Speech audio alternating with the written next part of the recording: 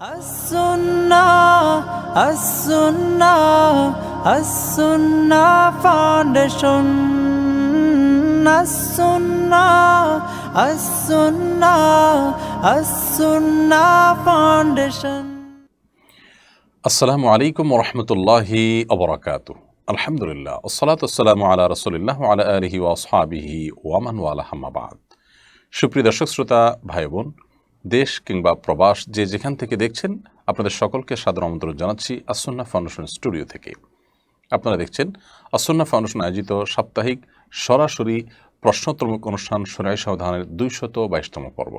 অন্যান্য দিনের মতো ইনশাআল্লাহ আজও আপনাদের সঙ্গে ঘণ্টাব্যাপী থাকছে এবং আপনাদের করা জীবন জিজ্ঞাসার উত্তর কোরআন এবং হাদিসের আলোকে দেওয়ার চেষ্টা করছি। ওমা তৌফিকি ইল্লা বিল্লাহ। প্রিয় দর্শক, আপনার যে কোনো জীবন ঘনিষ্ঠ জিজ্ঞাসা এই পোস্টের মন্তব্যের ঘরে লিখুন। আমরা ইনশাআল্লাহ আপনাদের পোস্টের উত্তর, আপনাদের প্রশ্নের উত্তর যথাসম্ভব বেশি সংখ্যক প্রশ্ন উত্তর দেওয়ার চেষ্টা করব। এবং যে সমস্ত প্রশ্ন উত্তর দেওয়া সম্ভব হবে না একান্ত, সেগুলো অফিস টাইম ইনশাআল্লাহ আগামীকাল কিংবা পরশু রিপ্লাইয়ের মাধ্যমে যতটুকু সম্ভব হয় উত্তর দেওয়ার চেষ্টা করবেন আমাদের অফিস থেকে ওলামা ইকরাম এবং অ্যাডমিনগণ। প্রিয় দর্শক, আস-সুন্নাহ ফাউন্ডেশনের কোনো আপডেট থাকলে সাধারণত আমরা লাইভের শুরুতে সেটি আপনাদেরকে জানিয়ে থাকি। আজকে সবচেয়ে বড় আপডেট যেটি জানার বিষয় সেটি হলো, আপনারা অনেকেই ইতোমধ্যে জেনেছেন যে আস-সুন্নাহ ফাউন্ডেশনের তরফ থেকে রমাদানের ইবাদতের যে প্রচেষ্টা সেটিকে অব্যাহতভাবে সেটির ধারাবাহিকতাকে ধরে রাখবার প্রয়োজনে এই রমাদান থেকে সামনে রমাদান পর্যন্ত এই পুরো সময়টুকুকে আমরা কোরআন বর্ষ ঘোষণা করেছি। উদ্দেশ্য, বছর জুড়ে যেন আমরা কোরআন চর্চা করতে পারি। এবং কোরআন বর্ষকে কেন্দ্র করে আমরা একটি প্রতিযোগিতার ঘোষণা দিয়েছি, যেখানে ১৫ লক্ষ টাকার পুরস্কার আমরা দেব ইনশাআল্লাহ তাআলা। আস-সুন্নাহ ফাউন্ডেশন আয়োজিত এই যাবৎকালের সবচেয়ে বড় এবং সবচেয়ে বৃহৎ আকারের প্রতিযোগিতা এটি। অর্থাৎ এত বেশি পরিমাণে এত বড় আকারে পুরস্কার দিয়ে কোনো প্রতিযোগিতা ইতিমধ্যে আমরা আর আয়োজন করিনি। অতএব এই প্রতিযোগিতায় আমরা আপনাদের সবাইকে অংশগ্রহণ করবার জন্য উদাত্ত আহ্বান জানাচ্ছি। পরীক্ষা যাতে স্মুথ হয় সেজন্য আমরা কাজ করে যাচ্ছি। আশা করছি আমরা আপনাদের পরীক্ষা গ্রহণটা খুব সহজ করতে পারবো। এবং আমরা জানিয়েছি যে এই প্রতিযোগিতায় অংশগ্রহণ করবার জন্য আপনাকে শুধুমাত্র কোরআন কারীমের একটি অনুদিত কপি, অনুবাদ কপি আপনার কাছে থাকতে হবে এবং সেটা আপনাকে পড়তে হবে, ব্যাস, আর কিচ্ছু করতে হবে না। রেজিস্ট্রেশন করলে ভালো, রেজিস্ট্রেশন করতে না পারলেও পরীক্ষার দিন সরাসরি পরীক্ষা অংশগ্রহণ করা যাবে। এর জন্য যেটি করতে হবে সেটি হলো যে একটি কোরআন কারীমের অনুবাদ কপি এটি নিয়ে আপনি পড়া শুরু করে দিবেন। প্রতি ২ মাস পর পর ৬ পারা করে পরীক্ষা নেওয়া হবে এবং পরীক্ষা হবে শুধুমাত্র তর্জমা থেকে, কোনো তাফসির এবং ডিপ কোনো বিষয় থেকে প্রশ্ন করা হবে না। আমরা চাই পুরো কোরআনটা একবার বুঝে আপনি পড়ে শেষ করুন। অতএব এই আয়োজনটাতে শামিল হওয়ার মাধ্যমে একদিক থেকে আপনি বিপুল পরিমাণে পুরস্কারের সম্ভাবনা আপনার জেগে উঠবে ইনশাআল্লাহ। ৩ জনকে আমরা ওমরা করাবো। পারিবারিক লাইব্রেরি ৫০,০০০ টাকা মূল্যের বই পুস্তক, আবার ব্যক্তিগত লাইব্রেরি যেটা ৩০,০০০ টাকা মূল্যের বই পুস্তক, এগুলো আমরা আপনাদেরকে দেবো ইনশাআল্লাহ। আর অনেক পুরস্কার থাকছে। তো একদিকে পুরস্কার জেতার সম্ভাবনা, অপরদিকে আল্লাহ রাব্বুল আলামিনের সন্তুষ্টি অর্জন, সওয়াব লাভের সুযোগ। কারণ কল্যাণমূলক কাজে প্রতিযোগিতা অবতীর্ণ হওয়া একটা ইবাদত, একটা ভালো কাজ। আবার অপর দিক থেকে এই যে কম্পিটিশন, এই কম্পিটিশনের মাধ্যমে পুরো কোরআন সম্পর্কে আপনার ধারণা লাভ হবে, কোরআনের জ্ঞান অর্জন হবে। তাহলে তিনটি সুযোগ আমাদের সামনে থাকছে, তিনটি সুবিধা আমরা পাচ্ছি। অতএব এই প্রতিযোগিতায় আমরা সবাইকে অংশগ্রহণ করার আহ্বান জানাচ্ছি। ইনশাআল্লাহ প্রথম ধাপের পরীক্ষা মে মাসের শেষ শুক্রবার বাদ ফজর অনুষ্ঠিত হবে। আমাদের ফেসবুক পেজে যে গুগল লিঙ্ক দেওয়া হবে, লিঙ্কে যাতে অসুবিধা না হয় সেজন্য বেশ বড় ধরনের কিছু টেকনিক্যাল ওয়ার্ক আমাদের চলছে। তো সেখানে ইনশাআল্লাহ আপনারা পরীক্ষায় অংশগ্রহণ করবেন এবং পরীক্ষা দিতে পারবেন যে কেউ। এখন থেকে পড়াশোনা শুরু করে দিই। এছাড়া আলহামদুলিল্লাহ আপনারা ঈদের আয়োজন দেখেছেন ফাউন্ডেশনের, সেটি আল্লাহর মেহেরবানিতে আমরা চেষ্টা করেছি ভালোভাবে করার জন্য। সামনে এটাকে আরও বড় আকারে আমরা করবো ইনশাআল্লাহ তাআলা এবং আরও কয়েকদিন ব্যাপী করবো। এবং গোটা দেশের বিভিন্ন প্রান্তে প্রান্তে কীভাবে বাচ্চাদের জন্য আনন্দকে ছড়িয়ে দেওয়া যায় সেজন্য আমরা একটা বড় ধরনের পরিকল্পনা হাতে নিয়েছি, যে আনন্দ পাশাপাশি তাদেরকে দিনী শিক্ষা, স্কুল, মাদ্রাসা, সব শ্রেণীর সব ধরনের বাচ্চাদের জন্য ইনশাআল্লাহ আশা করছি সেটি আমরা করতে পারবো। এছাড়া আস-সুন্নাহ ফাউন্ডেশন তরফ থেকে আমাদের স্কিল ডেভেলপমেন্ট ইনস্টিটিউটের নতুন ব্যাচ, স্মল বিজনেস ম্যানেজমেন্ট কোর্সের নতুন ব্যাচ শুরু হচ্ছে। আগামীকালকে থেকে মেয়েদের স্মার্ট টেলারিংয়ের নতুন ব্যাচ শুরু হচ্ছে। আবার এদিকে ডিপ্লোমা ইন ইসলামিক দাওয়া এটার আলহামদুলিল্লাহ ভর্তি কার্যক্রম প্রায় শেষের দিকে। সব মিলিয়ে আমরা আশা করছি যে ইনশাআল্লাহ বিদিল্লাহ এবছর আমাদের কর্মমুখর একটি বছর আমরা অতিবাহিত করব। আল্লাহ তাআলা আমাদের সবাইকে কল্যাণমূলক কাজে এভাবে কর্মব্যস্ত থাকার, আল্লাহ তাআলা মকবুলিয়ত লাভ করার আমাদের সবাইকে তৌফিক দান করুন। প্রিয় দর্শক, আর বিলম্ব না করে চলুন আমরা প্রশ্নোত্তর আলোকিত ভুবনে প্রবেশ করি। অনেকগুলো প্রশ্ন আমি দেখতে পাচ্ছি আমার সামনে। আব্দুল্লাহ মাহমুদ আপনি লিখেছেন, রূপান্তর নামে একটা নাটক নির্মিত হয়েছে যেখানে লিঙ্গ পরিবর্তনকে স্বাভাবিক প্রবণতা হিসেবে দেখানো হয়েছে। এ বিষয়ে সমাজ সচেতন আলেম হিসেবে আপনার মন্তব্য কামনা করছি। দেখুন, আমরা ইতোপূর্বে এ বিষয়ে একাধিক জায়গায় মন্তব্য করেছি। খুবই দুঃখজনক। প্রথমত আমাদের সমাজে আপনার সমকামিতাকে পুশ করার যে অপচেষ্টা করা হচ্ছে বেআইনি এবং আপনার এদেশের সকল ধর্মের মানুষের ধর্মীয় চিন্তা বিরোধী বিষয়টাকে পুশ করা হচ্ছে। একটা অসুস্থতা, একটা বিকৃত মানসিকতাকে অধিকারের নাম দিয়ে যে প্রবেশ করানো হচ্ছে, এবং ইতোমধ্যে আপনার পশ্চিমা দুনিয়াসহ পৃথিবীর অনেক দেশে অভিভাবকরা রাস্তাঘাটে বেরিয়ে আসতে বাধ্য হয়েছেন এই অনাচারের বিরুদ্ধে। সমাজ এবং পরিবার ধ্বংস হচ্ছে। তো এটাকে আমাদের সমাজে পুশ করার যে অপচেষ্টা চালানো হচ্ছে বই পুস্তকের মাধ্যমে, সেটা নাটকের মাধ্যমে পুশ করে সেটাকে স্বাভাবিক করার এক অপচেষ্টা আমরা দেখতে পেলাম। যদিও এর মধ্যে আমরা আরও বিভিন্ন বেসরকারি টিভি চ্যানেলে আমরা বিভিন্ন এই ধরনের নাটক প্রচারিত হয়েছে বলে সংবাদ দেখেছি, যেটা আমাদের চোখে পড়েনি। যাই হোক, তো এ ধরনের বিষয়গুলোর বিরুদ্ধে সর্বস্তরের মানুষকে সোচ্চার হতে হবে। আমরা দল মত নির্বিশেষে, এমনকি ধর্ম বর্ণ নির্বিশেষে প্রত্যেকটা মানুষই এই অনাচারের বিরুদ্ধে আমাদেরকে দাঁড়াতে হবে। অ্যাগ্রেসিভলি এই জিনিসটাকে পুশ করার যে বিদেশি এজেন্ডা আমাদের দেশীয় কিছু মানুষ বাস্তবায়ন করার অপচেষ্টায় লিপ্ত, সেটা যে কোনো মূল্যে রুখতে হবে। যদি আমাদের পরিবারকে বাঁচাতে হয়, আমাদের প্রজন্মকে বাঁচাতে হয়, আমাদের সমাজকে যদি বাঁচাতে হয়। এমনি পরিবার ব্যবস্থা আমাদের ভঙ্গুর হয়ে যাচ্ছে দিন দিন। সেখানে এ ধরনের বিষয়গুলো যদি পুশ করা হয় তাহলে সেটি আরও ভয়াবহ আকার ধারণ করবে। বিধায় ইতিমধ্যে যদিও স্পন্সর প্রতিষ্ঠান, তাদের সাথে প্রতারণা করা হয়েছে। দেখুন, এরা যে প্রতারণা করে মানে আদর্শিকভাবে যারা দেউলিয়া, আদর্শিকভাবে যারা ভ্রান্ত আদর্শের অনুসারী, তারা তাদের কাজগুলো এরকমই হয়। তারা প্রতারণা করেছে আপনার স্পন্সর প্রতিষ্ঠানের সাথে। তারা ইতিমধ্যে এটা নিয়ে মামলা পর্যন্ত গিয়েছে। তো সব মিলিয়ে এ ধরনের অন্যায় অনাচারের বিরুদ্ধে আমাদের সবাইকেই সোচ্চার হতে হবে। মোহাম্মদ ইব্রাহিম আপনি লিখেছেন, এই ফিতনার জগতে চরিত্র কিভাবে হেফাজত করব? চরিত্র হেফাজত করার মতো কঠিন কাজ বোধহয় আজকের সময়ে আরেকটি পাওয়া দুষ্কর। এখনকার তরুণদের জন্য শুধুমাত্র নিজের চরিত্রকে, নিজের যৌবনকে সকল প্রকার হারাম সম্পর্ক থেকে বাঁচিয়ে রাখা, চোখকে হেফাজত করা, চরিত্রকে রক্ষা করা, এটা হলো তাদের জন্য সবচেয়ে বড় বুজুর্গি। এটা হলো তাদের জন্য সবচেয়ে বড় ভালো মানুষ হওয়ার লক্ষণ, আল্লাহওয়ালা হওয়ার জন্য সবচেয়ে বড় ধাপ এখনকার ছেলে মেয়েদের জন্য। সো সে চেষ্টা আমাদের করতে হবে, যত কঠিনই হোক না কেন। এখন প্রশ্ন হলো, কিভাবে আমরা আমাদের চরিত্রকে রক্ষা করতে পারি, সচ্চরিত্রবান হতে পারি? এর উত্তর হলো যে, প্রথমত ফিতনাগুলো সম্পর্কে আমরা সবাই কম বেশি ওয়াকিফাল। যে আমরা আমাদের শিক্ষা প্রতিষ্ঠানে, কর্মস্থলে, রাস্তাঘাটে, শপিং মলে, যেখানে যাই, আমাদের পুরো পরিবেশটাকে নোংরা করে ফেলা হচ্ছে, এবং শয়তানি সভ্যতা, শয়তানের অনুসারীরা গোড়ার পরিবেশটাকে অশ্লীলতা এবং নোংরামি দিয়ে ভরে ফেলছে। ইমানদারদের শত্রু শয়তান তার দোসরদের দিয়ে সে এখানে অনাচার এর যে চাষ, অনাচারের যে বীজ, সেটা সে এখানে বপন করছে। অতএব এটার বিরুদ্ধে আমাদের প্রত্যেকটা মানুষকে দাঁড়াতে হবে, সোচ্চার হতে হবে, এবং বুঝতে হবে যে সর্বতভাবে আমাদেরকে আষ্টেপৃষ্ঠে ঘিরে ধরছে, এবং সব ধরনের ফিতনা আমাদের উপরে পতিত হচ্ছে। এটি যদি আমাদের মাথায় থাকে, তাহলে সেটিকে মোকাবেলা করা কিছুটা হলেও আমাদের জন্য সহজ হয়ে যাবে। কারণ আমরা যখন জানবো যে চতুর্মুখী ফিতনা আমাদেরকে গ্রাস করছে, তখন এটার মোকাবেলা করাটা আমাদের জন্য ইজি হবে এবং সহজ হবে। তো আমরা যখন বের হব, শিক্ষা প্রতিষ্ঠানে যাব, তখন আমরা ভাববো যে সেখানে যেহেতু একটা ফিতনাময় পরিবেশ আছে, শয়তান তার জাল বিছিয়েছে, সো আমাকে একটু কেয়ারফুলি থাকতে হবে। এই ভাবনা মাথায় নিয়ে যদি আমি বের হই, ইনশাআল্লাহ আমার জন্য বেচাটা অনেক সহজ হবে। সেই সাথে আল্লাহ তাআলার কাছে দোয়া করতে হবে, আল্লাহুম্মা ইন্নী আউযু বিকা মিনাল ফিতানি মা যাহারা মিনহা ওয়া মা বাতান। আল্লাহ আপনার কাছে প্রকাশ্য সব ধরনের ফিতনা থেকে আমরা পানাহ চাই। সে দোয়া আল্লাহ তাআলার কাছে করতে হবে। এবং এর বাইরে স্পেশালি যত দ্রুত সম্ভব উপযুক্ত হওয়ার সাথে সাথেই বিয়ের বন্দোবস্ত করতে হবে। নিজের পায়ে নিজে দাঁড়ানো, উপার্জন করা, মোহরের টাকা জোগাড় করা, অভিভাবকদের কনভিন্স করা, সব মিলিয়ে দ্রুততার সাথে বিয়ের ব্যবস্থা করতে হবে। ইনশাআল্লাহ সর্বমুখী এবং বহুমুখী প্রচেষ্টা হলে আল্লাহ তাআলা হেফাজত করবেন। এমনি মারুফ আহমদ লিখেছেন, কোনো মানুষ মরুভূমির এমন অবস্থায় চলে গেল যার আশপাশে পানির কোনো ব্যবস্থা নেই, এমত অবস্থায় সে শৌচকর্মের পর শুধুমাত্র টিস্যু ব্যবহার করলো, পানি ব্যবহার করলো না, এমত অবস্থায় সে নামাজ কিভাবে আদায় করবে? দেখুন, এরকম কোনো জায়গায় যদি চলে যান যে আশপাশে কোথাও কোনো পানি নেই এবং আহ, তাকে শৌচকর্মের পর শুধু টিস্যু বা পাথর ইত্যাদি ব্যবহার করতে হয়, তো এতে তার পবিত্রতা অর্জন হয়ে যাবে।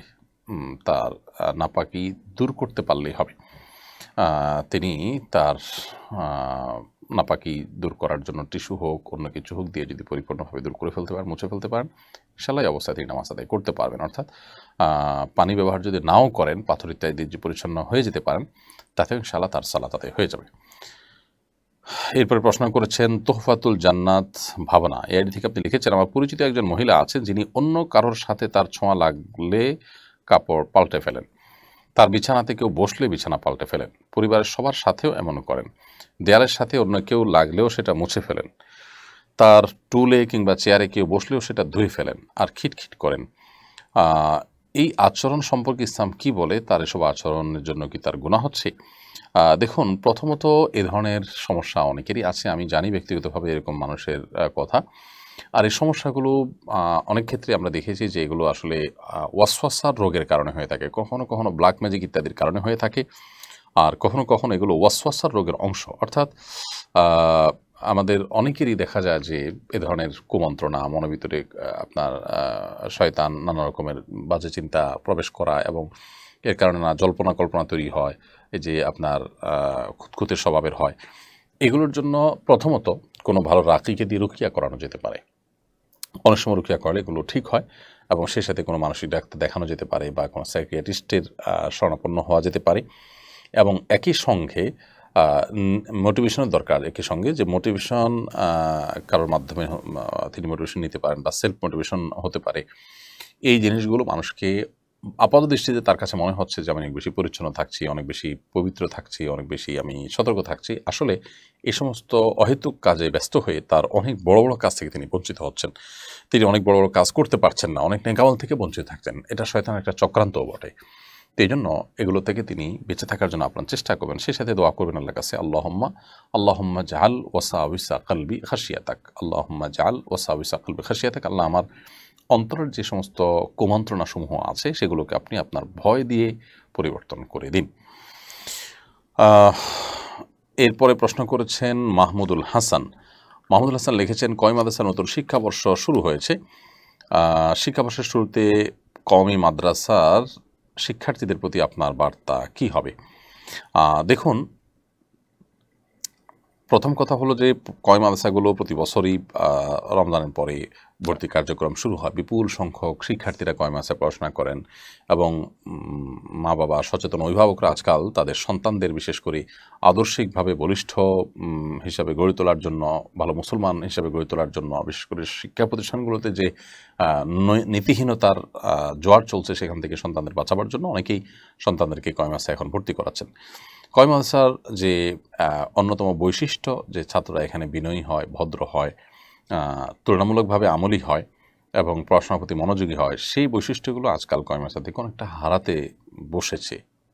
ওই জন্য একজন শিক্ষার্থী, একজন অভিভাবক, তারা এই ব্যাপারগুলোতে সাবধান থাকবেন, সতর্ক থাকবেন। বিশেষ করে যে মাদ্রাসাতে আমলি পরিবেশ যত বেশি হবে, যেখানে পড়াশোনার পাশাপাশি উস্তাজদের তরবিয়ত, আমল এগুলো তুলনামূলকভাবে অনেক বেশি থাকবে, ভালো থাকবে, সেগুলোকে খুব বেশি প্রায়োরিটি দিয়ে চলতে হবে এবং সেগুলোকে সামনে রেখে অগ্রসর হতে হবে এবং সেগুলো মাথায় রেখে অগ্রসর হতে হবে। সেই সাথে এমন একজন শিক্ষক যিনি খুবই বিচক্ষণ, যুগ সচেতন, সময় সম্পর্কে অনেক ভালো বোঝেন, আবার খুবই আমলি মানুষ, দুনিয়া লোভী নন, দুনিয়া থেকে অনেক দূরে থাকেন, দুনিয়া বিরাগী মানুষ, এরকম একজন উস্তাজ তাকে জীবনের মুরব্বী হিসাবে নিয়ে তার পরামর্শ করে সামনে অগ্রসর হতে হবে। যদি কখনো মনে হয় যে তার চাইতে বেটার কোনো অপশন আছে, তাহলে সেক্ষেত্রে মুরব্বী চেঞ্জ হতে পারে, কিন্তু অপশনটা রাখতে হবে এবং পড়াশোনা করতে হবে খুব মনোযোগ দিয়ে। আর সস্তা কোনো বা সহজ কোনো চিন্তা করা যাবে না। বড় আলেম হওয়ার জন্য যা দরকার পরিপূর্ণভাবে সেই চেষ্টা এবং প্রতিটা ক্লাসে প্রতিটা সাবজেক্টকে সর্বোচ্চ গুরুত্ব দিয়ে পড়াশোনা করে তারপরে সামনে অগ্রসর হতে হবে। কারণ আমাদের সমাজে বহু আলেম ওলামা থাকলেও, অনেক হুজুর থাকলেও, অনেক হাফেজ আলেম থাকলেও ভালো দক্ষ আলেমের কিন্তু প্রচণ্ড রকমের অভাব রয়েছে। সেজন্য এই দিকটাতে আমাদের বিশেষভাবে ফোকাস করতে হবে। কিয়া আক্তার আপনি লিখেছেন, আমার 15 বছর আগে বিয়ে হয়েছে। বিয়ের বেশ কিছুদিন পর আমার স্বামী আমাকে আমার বোনের বাড়িতে রেখে বাহির থেকে আসছি বলে বের হয়ে যায়। এরপর আর ফিরে আসেনি। এখন আমার করণীয় কি? অন্যত্র বিবাহ আবদ্ধ হতে চাইলে কি করতে হবে? আল্লাহ তাআলা আপনার সমস্যার সমাধান করুন, আমরা দোয়া করি। এবং আপনার স্বামী আপনাকে রেখে চলে গেছেন আর আসেনি। এক্ষেত্রে স্বামীর বাবার বাড়ি, আপনার শ্বশুর বাড়ি এবং বিভিন্ন জায়গায় খোঁজখবর নিয়ে নিশ্চয়ই কোনো না কোনো ক্লু তো পাওয়া যাওয়ার কথা। সেক্ষেত্রে ক্লু কি পাওয়া গেল? যদি দেখা যাচ্ছে যে তিনি আসেন দিব্যি, ইগনোর করতে চাচ্ছেন, আপনার সম্পর্ক রাখতে চাচ্ছেন না, তাহলে তাদের কাছ থেকে তালাকের উদ্যোগ নিতে হবে। আর যদি তার কোনো হদিসই পাওয়া না যায়, কেউই তার খবর না রাখে, নিরুদ্দেশ হয়ে যায়, তাহলে সেক্ষেত্রে আপনি যথাযথভাবে আদালতের শরণাপন্ন হবেন এবং আদালতের শরণাপন্ন হয়ে বিবাহ বিচ্ছেদ আদালতের মাধ্যমে বিচ্ছেদের অর্ডার নেবেন।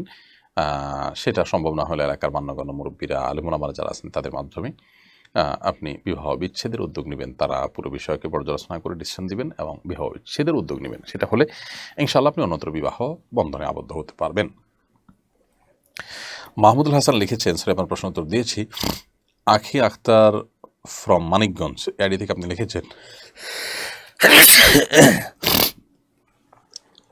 লিখেছেন নারীদের হাতে মেহেদি ডিজাইন ব্যবসায় বেপর্দা নারীর গুনার ভাগিদার কি ডিজাইনার হতে হবে? নারীদের হাতে মেহেদি ডিজাইন করা হলে সেই ডিজাইন কোনো মেয়ে যদি বাইরে বেপর্দাভাবে অন্য অপরপুরুষদের সামনে প্রদর্শন করে বেড়ান, সেক্ষেত্রে সে গুনার ভাগিদার ডিজাইনারকে সাধারণত হতে হবে না। কারণ এটা জরুরি না যে কেউ হাতে ডিজাইন করলে সেটা সব জায়গায় প্রদর্শন করে বেড়াবেন, বেপর্দার সাথে দেখাবেন, কারণ এটা ঘরোয়াভাবে ব্যবহার হতে পারে। অর্থাৎ বিষয়টা একান্ত ব্যক্তির উপর নির্ভর করে, এই জন্য ডিজাইনের উপর এটা পড়তাবে না। তবে যদি এমন হয় যে উনি নিশ্চিত যে এখানে আসলে বাইরে মানুষের সামনে এটা প্রদর্শন হবে, এই অপশনটাই সুনিশ্চিত এবং চূড়ান্ত, এরকম যদি হয় তাহলে সেক্ষেত্রে অবশ্যই এর দায়ভার ব্যক্তির উপর বর্তাবে। সেজন্য এটা ডিপেন্ড করে যে কিভাবে এটা ব্যবহার হবে। যদি দুইভাবে ব্যবহার হওয়ার সম্ভাবনা আদৌ থাকে তাহলে সেক্ষেত্রে কোনো দায়ভার ইনশাআল্লাহ ডিজাইনের উপর আসবে না। নাবিউল আহমেদ আপনি লিখেছেন, শাওয়ালের 6টি সিয়াম কি ধারাবাহিকভাবে পরপর রাখতে হবে? না ভাই, শাওয়ালের 6টি সিয়াম ধারাবাহিকভাবে রাখা জরুরি বা আবশ্যক নয়, বরং শাওয়ালের 6টি রোজা আমরা চাইলে কেউ ধারাবাহিকভাবে রাখতে পারি, কেউ বিচ্ছিন্নভাবে রাখতে পারি। পুরো মাসের মধ্যে 6টি রোজা রেখে শেষ করতে হবে, এটাই হলো মূল এবং মুখ্য বিষয়। এরপরে প্রশ্ন হলো, সম্প্রতি আরব আমিরাতে ভয়াবহ ঝড়ে পুরো দেশটি অচল হওয়ার মতো পরিস্থিতি তৈরি হয়েছে। সেখানে নানামুখী অপরাধ কর্ম হয়ে থাকে আমরা জানি, সে কারণেই কি এরকম বিপদের মুখোমুখি তারা হয়েছে, কি মনে করেন আপনি? দেখুন, আলহামদুলিল্লাহ, আল্লাহ রাব্বুল আলামিন আমাদেরকে এমন একটা দিন দিয়েছেন যে দিনের মধ্যে আমাদের প্রত্যেকটা পরিস্থিতিকে আমরা কোরআন হাদিসের আলোকে মূল্যায়ন করার সুযোগ লাভ করি। যে কোনো বিপদ আপদ হবে, যে কোনো মুসিবত হবে, ইমানদার সেই মুসিবতকে আল্লাহ তাআলার পক্ষ থেকে সতর্ক বার্তা হিসাবে দেখবেন। এটা একটা ইমানদারের কমন একটা বিষয়। দুবাইয়ে, বিশেষ করে আরব আমিরাতে, দুবাইয়ে আপনার নানা রকমের অপরাধ কর্মের যে আপনার অবাধ সুযোগ রয়েছে। অনেক অমুসলিম কান্ট্রিতেও যেগুলো নাই সেগুলো এখানে রয়েছে, এবং সেখানে বরং ইসলাম সঠিকভাবে চর্চা করাটাই অত্যন্ত চ্যালেঞ্জিং, অত্যন্ত ডিফিকাল্ট। অন্যান্য অনেক অনাচার, অন্যান্য অনেক অশ্লীলতা, অন্যায়, হারামে লিপ্ত হওয়া খুবই সহজ। তো পুরো পরিস্থিতি আমাদের সবারই কম বেশি জানা। একটা মুসলিম প্রধান দেশের এরকম দুরবস্থা আমাদেরকে পীড়া দেয়, আমাদের কষ্ট লাগে, আমরা তাদের কল্যাণকামী হিসাবে আমাদের কাছে ভালো লাগে না। তো এরকম পরিস্থিতিতে এই যে ভয়াবহ বন্যা এবং প্লাবন দেখা দিল, ঝড় জলোচ্ছ্বাস দেখা দিল, এটি আল্লাহর পক্ষ থেকে কোনো সতর্কবার্তা হওয়াটা অস্বাভাবিক নয়। যেটি হয়েছে সেটি যদি আরেকটু বেশি সময় ধরে হতো, আরেকটু বড় পরিসরে হতো, তাহলে ইতোমধ্যে তাদের যে সমস্ত গর্বের ব্যাপার, তাদের সিস্টেমের, উন্নত সিস্টেমের যে গর্বের বিষয়গুলো ছিল, এগুলো সবগুলো কিন্তু মুখ থুবড়ে পড়েছে এবং সবগুলো কিন্তু কলাপস করেছে। বিষয়টা যদি আরেকটু বেশি হতো তাহলে পরিস্থিতি কোথায় গিয়ে থামতো সেটা বোধহয় বলার অপেক্ষা রাখে না। আল্লাহ রাব্বুল আলামিন মানুষের সমস্ত দম্ভ, মানুষের সমস্ত অহংকারকে মুহূর্তের ভিতরে চূর্ণ বিচূর্ণ করে দিতে পারেন। এই ঘটনা তার একটা প্রমাণ। অতএব এটি তাদের জন্য আল্লাহর পক্ষ থেকে সতর্কবার্তা যেমন হতে পারে, আবার এটি আল্লাহর সুন্নাহ, আল্লাহর স্বাভাবিক নিয়ম, এর অংশ হিসাবে ঝড় জলোচ্ছ্বাস এগুলো দিয়ে আল্লাহ তাআলা মানুষকে পরীক্ষা করেন। তাদের জন্য একটা পরীক্ষা হতে পারে যে তারা অন্যায় থেকে ফিরে আসেন কিনা, সেটি হতে পারে। আবার আল্লাহর আযাব হতে পারে, বিভিন্ন সম্ভাবনা রয়েছে। আমরা যেহেতু কেউই আপনার নিশ্চিত নই, আল্লাহর পক্ষ থেকে আমাদের কাছে ওহী আসেনি যে এটা এই পারপাসই এসছে, এটা আল্লাহর গজব হিসেবে আসছে। আল্লাহর কোনো নবী থাকলে তিনি বলতে পারতেন যে কোন পারপাস আসছে। অতএব আমরা কোনো সুনির্দিষ্ট ক্যাটাগরিতে ফেলতে পারবো না, তবে সম্ভাবনা সবগুলোই আছে। আযাবের কারণে সতর্কবার্তা হতে পারে, তাদের জন্য পরীক্ষা হতে পারে, তাদেরকে আল্লাহর পক্ষ থেকে আযাব হতে পারে যাতে করে তারা ফিরে আসেন। যদি সেই মেসেজ তারা গ্রহণ না করেন, হয়তো আল্লাহ তাআলা পাকড়াও তাদের হবে, সেটা হয়তো আরও 200 বছর পর, আরও 2 বছর পর, অথবা আরও 2000 বছর পর, কিংবা কিয়ামতে। কিন্তু আল্লাহ তাআলা পাকড়াও থেকে রক্ষা পাওয়ার কোনো উপায় নাই। প্রত্যেকটা মানুষ যতটুকু অপরাধ করবে তার অপরাধের প্রায়শ্চিত্ত তাকে করতেই হবে। আল্লাহ তাআলা আমাদেরকে সতর্ক হওয়ার তৌফিক দান করুন। এমনি মিজান আপনি লিখেছেন, আর্থিক দুর্বলতার কারণে লজ্জা থেকে বাঁচতে হবু শ্বশুর বাড়ি থেকে টাকা বা কোনো জিনিস নিয়ে তার নিজের মূল মোহরের সাথে মিলিয়ে স্ত্রীকে দিলে এই প্রক্রিয়াটিতে কোনো গুনাহ হবে কিনা? আর্থিক দুর্বলতা থেকে বাঁচার জন্য হবু শ্বশুর বাড়ি থেকে টাকা পয়সা জিনিসপত্র আপনি নেবেন, এই নেওয়াটা তো যৌতুক, এটা তো নেওয়ার কোনো রাইট আপনার নাই। স্ত্রীর মোহরের সাথে মিলিয়ে আপনি স্ত্রীকে দিলেন, অর্থাৎ আপনি বোঝাতে চাচ্ছেন যে তাদের কাছ থেকে নিয়ে আবার তাদেরকেই ব্যাক করলেন ঘুরিয়ে ফিরিয়ে, দিয়ে আপনার সম্মান রক্ষা করলেন যে আপনি দিচ্ছেন, আসলে তাদের জিনিসই তারা দিলেন। তো এটা এক ধরনের চালাকি, এটা এক ধরনের ছলচাতুরি। মোহর আপনি দিয়েছেন, কিন্তু তাদের স্ত্রীকে আলাদা কিছু হাদিয়া দিতে হবে, সেটা আপনার কাছে নাই, তো তাদের কাছ থেকে নিয়ে আবার তাদের মেয়েকে দিলেন। এই ধরনের চালাকি করার তো আসলে প্রয়োজন নেই। বিবাহের ক্ষেত্রে আপনি যদি দিনদারিতাকে দেখে বিবাহ করে থাকেন, তাহলে সেক্ষেত্রে আপনার শ্বশুরবাড়ি, আপনার স্ত্রী, তারা তো আপনার অর্থকড়ির দুর্বলতা, আর্থিক দুর্বলতা, এটার কারণে তারা আপনাকে ছোট মনে করার কথা না। আমাদের এই মানে তথাকথিত আত্মসম্মান বা এই জাতীয় ভাবসাব জাহিরের যে প্রবণতা, এটা আমাদেরকে অনেক সময় অনেক অন্যায়ের দিকে নিয়ে যায়। অতএব আমি আশা করি যে এ ধরনের অন্যায়, বিশেষ করে এই ধরনের ছলচাতুরি থেকে আপনি বিরত থাকবেন। আমার মনে হচ্ছে সেটি অধিকতর উত্তম হবে। তবে তাদের থেকে নিয়ে ঘুরে ফিরে তাদেরকেই দিয়ে দিলেন, এটা সরাসরি হারাম আর হবে না, কারণ আপনি সরাসরি ভোগ করছেন না। তবে এতে এক ধরনের ছলচাতুরি রয়েছে, চালাকি রয়েছে।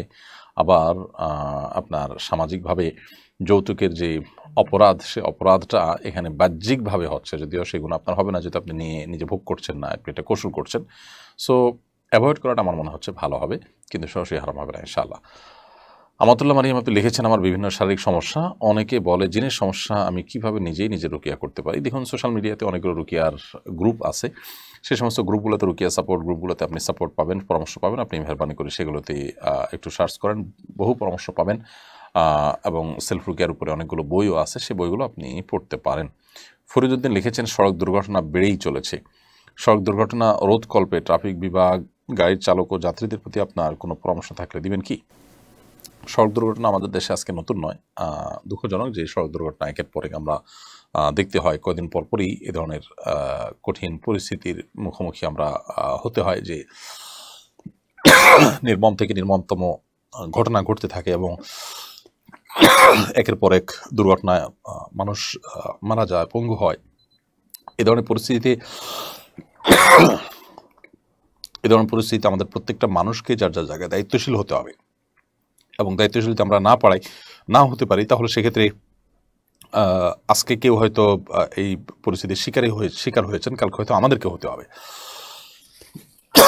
ঠিক এরকম একটা বাস্তবতাকে সামনে রেখে আমার মনে হয় যে আমাদের এ সংক্রান্ত যে আইন আছে সেগুলোর বাস্তবায়ন যেমন হওয়া দরকার, সেগুলোর কার্যকারিতা যেমন দরকার, জনসচেতনতা বৃদ্ধি করা দরকার। বিশেষ করে এই সমস্ত রোড অ্যাক্সিডেন্টে কারো না কারোর দায় থাকে, সেটা ড্রাইভার হোক, কোনো কর্তৃপক্ষের নিশ্চয়ই দায় থাকে, সেই ব্যক্তিদেরকে দায় নিতে বাধ্য করতে হবে। সেটা যদি করা যায়, তাহলে ইনশাআল্লাহ এই ধরনের পরিস্থিতি কিছুটা হলেও কমে যাবে।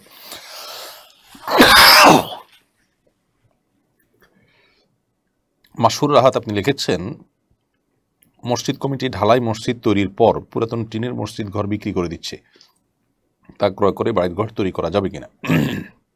তো হলে অবশ্যই করতে পারবেন, এতে কোনো অসুবিধা নেই। মসজিদের কোনো ভবনের কোনো ভগ্নাংশ কিংবা সেটা পুনরায় নির্মাণ করতে গিয়ে আগেরগুলো ব্যবহৃত হয়ে যাচ্ছে, সেগুলো বিক্রি করে দেওয়া হলে যে কেউ কিনে যে কোনো কাজে সেটা ব্যবহার করতে পারেন। তবে টয়লেট ইত্যাদি আল্লাহর ঘরে যেটা ছিল, আল্লাহর ঘরের অংশ ছিল, সেটা টয়লেট ইত্যাদি ব্যবহার করাটা, অ্যাভয়েড করাটা উত্তম।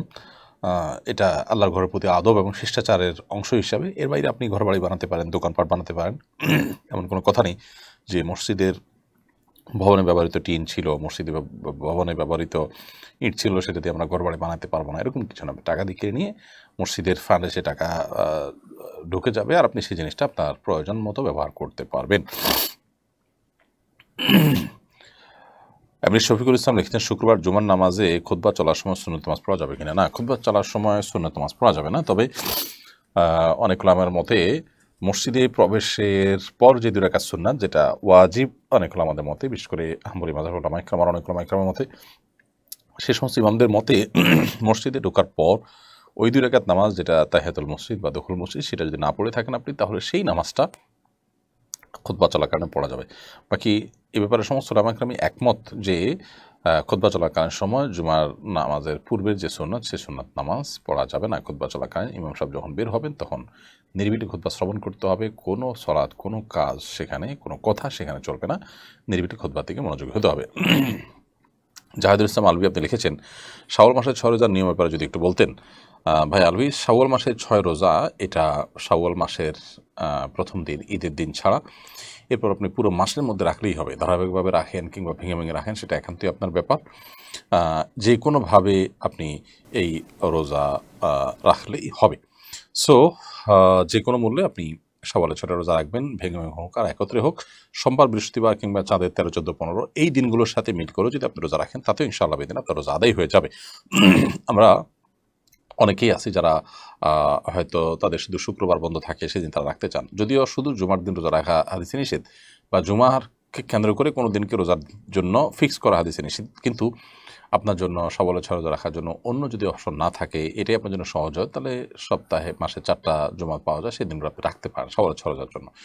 তো যে কোনো মূল্যে পুরো মাসের রোজাগুলো আপনি রেখে ফেললেই হবে ইনশাআল্লাহ বেদিন। তবে যদি কোনো কাজা রোজা থাকে, তাহলে কাজা রোজাকে আগে রেখে তারপর এই রোজাগুলো রাখা অধিকতর উত্তম। এরপর ইয়াহিয়া আহমদ আপনি লিখেছেন, প্রশ্নের ধরন কীরকম হবে? আমাদের কোরআন বর্ষকে কেন্দ্র করে যে কম্পিটিশন হবে, আপনি সেটির প্রশ্নের ধরন সম্পর্কে সম্ভবত জানতে চেয়েছেন।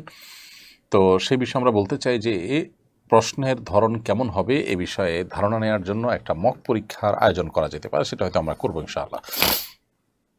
তবে আপনাকে এতটুকু বলে রাখি যে কোরআন কারীমের শুধু তর্জমা, অনুবাদ পড়ে গেলেই আপনি অনুবাদ থেকে প্রশ্ন করা হবে, সেখান থেকে আপনি প্রশ্ন উত্তর দিতে পারবেন।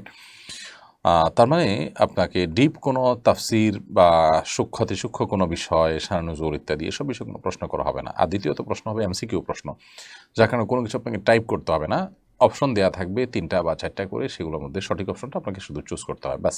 এভাবে প্রশ্ন উত্তর দিতে পারবেন। নাজমুল হক আপনি লিখেছেন, পহেলা বৈশাখে যথারীতি মঙ্গল শোভাযাত্রা পালিত হয়েছে। এবারে শোভাযাত্রা বিশেষভাবে লক্ষণীয় বিষয় হলো মিছিলের সামনের সারিতে পুরুষ থেকে রূপান্তরিত হওয়া নারী ছিল। বিষয়টা কীভাবে দেখেন? আমার মনে হয় না এটা পরিকল্পিতভাবে হয়েছে, হতেও পারে পরিকল্পিতভাবে, অস্বাভাবিক নয়।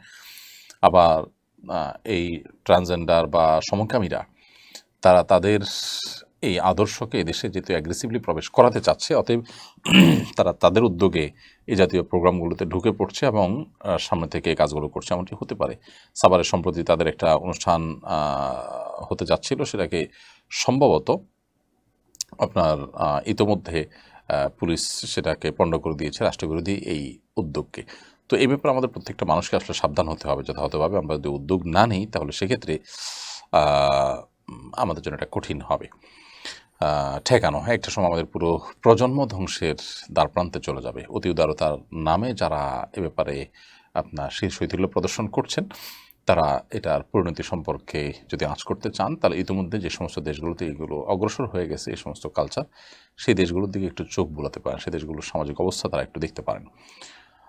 আয়েশা ইসলাম লিখেছেন, যদি আমি না চাইতেও মনে মনে কুচিন্তা আসে, মানে আমি এইসব ভাবতে চাই না কিন্তু তাও ভাবনা চলে আসে, তাহলে কি গুনাহগার হব? না, আপনার ইচ্ছার বাইরে যদি মনে বাজে চিন্তা চলে আসে, যেটা আসলে আপনার হাতে নয়, আপনার নিয়ন্ত্রণ নয়, আপনি ইচ্ছাকৃত কোনো খারাপ চিন্তা করতে চাচ্ছেন না, কিন্তু চলে আসছে আপনার ইচ্ছার বাইরে, তাহলে সেক্ষেত্রে এর জন্য আপনার কোনো গুনাহ হবে না। কারণ আল্লাহ তাআলা মানুষকে নিজের সাধ্যের বাইরে কোনো কিছুর জন্য জবাবদিহি করবেন না। আল্লাহ তাআলা বলেছেন, লা ইউকাল্লিফুল্লাহু নাফসান ইল্লা উসআহা। কোনো মানুষকে আল্লাহ তাআলা তার সাধ্যের বাইরে কোনো কিছু চাপিয়ে দেন না। এজন্য আপনি ইচ্ছার বাইরে, আপনার নিয়ন্ত্রণের বাইরে মনে চলে আসছে, সেটার জন্য আপনি গুনাহগার হবেন না। তবে যখন এসে যায়, আপনি চেষ্টা করবেন যথাসম্ভব সেটাকে দূর করার। আপনি যখনই মনে করতে পারছেন যে আপনার মনের ভিতরে একটা বাজে চিন্তা আসছে, বাজে জল্পনা কল্পনা আসছে, সাথে সাথে আপনি সেটা থেকে নিজেকে সরিয়ে আনার চেষ্টা করবেন, আল্লাহর কাছে পানাহ চাইবেন। আপনার এই যে চেষ্টাটুকু, এটুকু ইনশাআল্লাহ যথেষ্ট হবে আল্লাহর কাছে আপনার নাজাতের জন্য।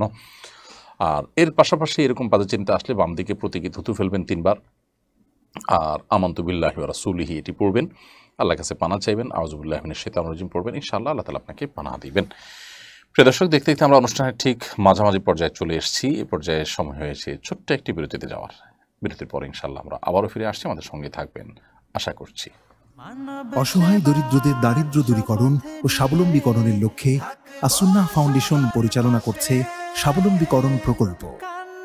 স্বাবলম্বীকরণ প্রকল্পের আওতায় এ যাবৎ প্রায় 3000 মানুষকে প্রশিক্ষণ ও স্বাবলম্বীকরণ উপকরণ প্রদান করা হয়েছে। আপনার জাকাতের অর্থে স্বাবলম্বী হতে পারে অসহায় দরিদ্র মানুষ। আসুন্নাহ ফাউন্ডেশনের জাকাত তহবিলে জাকাত পাঠাতে ভিজিট করুন www.asunnahfoundation.org/donate/zakat। প্রিয় দর্শক, বিরতির পর আবার আপনাদেরকে স্বাগতম জানাচ্ছি। আপনারা দেখছেন আসুন্নাহ ফাউন্ডেশন আয়োজিত সাপ্তাহিক সরাসরি প্রশ্নোত্তর অনুষ্ঠান সরাসরি সমাধানের 222তম পর্ব। মনির হোসেন লিখেছেন, তওবা করলে কি পেছনের সমস্ত গুনাহ মাফ হবে? আপনি তওবা যদি সমস্ত গুনাহ থেকে করেন, সমস্ত পাপাচার থেকে যদি ফিরে আসেন, এসে আল্লাহ তাআলার আনুগত্যের জীবন যাপন করেন, তাহলে ইনশাআল্লাহ পেছনের সমস্ত গুনাহ আল্লাহ তাআলা মাফ করবেন। সেই সুধারণা আল্লাহর প্রতি আপনি রাখতে পারেন। তবে তওবা হতে হবে তওবায়ে নাসুহা বা খাঁটি তওবা, যে তওবাটা হবে আপনার অন্তরের অন্তঃস্থল থেকে, এবং যে তওবা হবে তওবার শর্তগুলো পূরণ করে। অর্থাৎ ভবিষ্যতে আর সেই সমস্ত গুনাহে আপনি লিপ্ত হলেন না, পূর্বকৃত গুনাহের জন্য আপনি অনুতপ্ত হলেন, আল্লাহ তাআলার কাছে ক্ষমা প্রার্থনা করলেন। তওবার শর্তগুলো যদি পূরণ করে আপনি তওবা করে থাকেন, আশা করা যায় আল্লাহ তাআলা মাফ করবেন। তবে তওবা যদি সুনির্দিষ্ট কোনো একটা অপরাধ থেকে হয়, সেটাও হতে পারে যে আপনি একটি পাপ থেকে তওবা করেছেন যে আল্লাহ এই কাজটা আমি আর করবো না, তাহলে এটাই আল্লাহ তাআলার কাছে মাফের আশা করবেন। আর যদি তওবা হয় জেনারেল, যে আল্লাহ আমি কোনো আপনার অবাধ্যতার পথে আর যাবো না, যেগুলো করেছি সবগুলো থেকে আমি পানাহ চাই, তো আল্লাহ তাআলা মাফ করবেন আশা করা যায়। তবে কোনো বিশেষ অপরাধ হয়ে গেলে নির্দিষ্ট করে সেই অপরাধ থেকেই তওবা করতে হয়, তাহলে আল্লাহ তাআলা সেটা মাফ করবেন। এভাবে একটা একটা করে আলাদা করে তওবা করাটাই হলো নিয়ম। সেই সাথে জেনারেল তওবাও হতে পারে যে আমি সমস্ত গুনাহ থেকে আল্লাহর কাছে পানাহ চাই মনে প্রাণে। একটা মানুষ আল্লাহর আদেশ নিষেধের তোয়াক্কা করতেন না, এখন তিনি সেটা তোয়াক্কা করবেন, সে মনে সংকল্প করেছেন, নতুন জীবন করেছেন। তো এটা হলো জেনারেল তওবা। জেনারেল তওবার মাধ্যমে আল্লাহ তাআলা পূর্বের গুনাহগুলো মাফ করে দিবেন, সেটা আশা করা যায়। তবে বড় বড় গুনাহগুলো নির্দিষ্ট করে করে সেগুলো থেকে আলাদা করে তওবা করা হলো উচিত। আবু হাসান আপনি লিখেছেন, আগামী 23 তারিখ থেকে অনার্স তৃতীয় বর্ষের পরীক্ষা শুরু হচ্ছে। দুপুর 1টা থেকে বিকাল 5টা পর্যন্ত জোহর নামাজ কীভাবে পড়বে? এই সময় তো পরীক্ষা চলবে। জোহর নামাজ আপনি আগে পড়ে নেবেন, কয়েকজন পরীক্ষার্থী মিলে আপনারা জামাত করে নেবেন, যেহেতু 12টা 12টার দিকে কম বেশি এরকম সময় ওয়াক্ত হয়ে যায়। অতএব আপনি হলে ঢোকার আগে পরীক্ষা জোহর ওয়াক্ত নামাজ পড়ে নিয়ে তারপর প্রবেশ করবেন, এবং হল থেকে বের হয়ে সাথে সাথে আসর নামাজ পড়ে নেবেন। ইনশাআল্লাহ এভাবে আপনি নামাজ পড়বেন। কোনোভাবে নামাজ ত্যাগ করার সুযোগ নেই।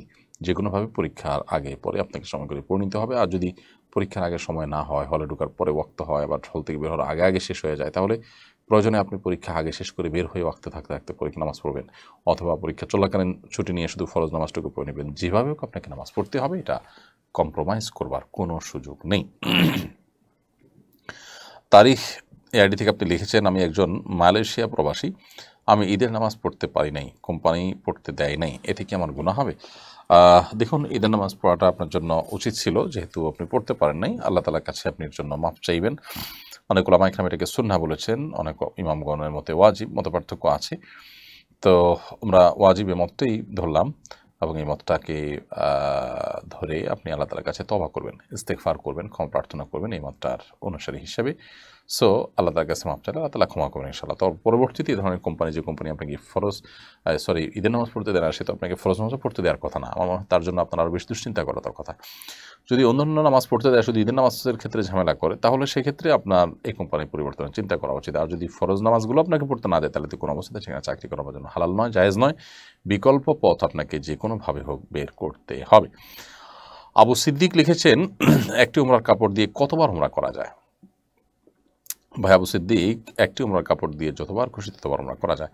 এমন কোনো কথা নেই যে একবার উমরা হয়ে গেলে সে কাপড় দিয়ে আর উমরা করা যাবে না, বরং এটি একান্তই আপনার ইচ্ছার বিষয়। আপনি চাইলে একই উমরার কাপড় দিয়ে বারবার বারবার উমরা করতে পারবেন, কারণ এই বিষয়টা শরিয়ার দৃষ্টিকোণ থেকে এটা কোনো নিষিদ্ধ বিষয় নয় যে প্রত্যেকবার উমরার জন্য আলাদা আলাদা কাপড় লাগবে। একই উমরা সারা জীবন, একই কাপড় আপনি সারা জীবন উমরার জন্য ব্যবহার চাইলে করতে পারবেন। আহমদ নয়ন, আপনি লিখেছেন, আমার জাকাতের টাকা কি আমার আপন ছোট ভাইকে তার মাদ্রাসা পড়াশোনা খরচ চালানোর জন্য দিতে পারবো? দেওয়া গেলে কত টাকা পরিমাণ দেওয়া যাবে? ভাই আহমদ নয়ন, আপনার জাকাতের টাকা আপনার ছোট ভাইকে যে মাদ্রাসা পড়াশোনা করছে তার খরচ চালানোর জন্য দিতে পারবেন, যদি সে আপনার একান্নভুক্ত বা আপনার অধীনস্থ না হয় বা তার দায়িত্বভার আপনার উপর না থাকে। আপনার বাবা বেঁচে আছেন, বাবার দায়িত্বের মধ্যে পড়ে তার ব্যয়ভার বহন করা, তো এখন আপনি ভাই হিসেবে তাকে আপনি এটা দিচ্ছেন, দিতে পারেন।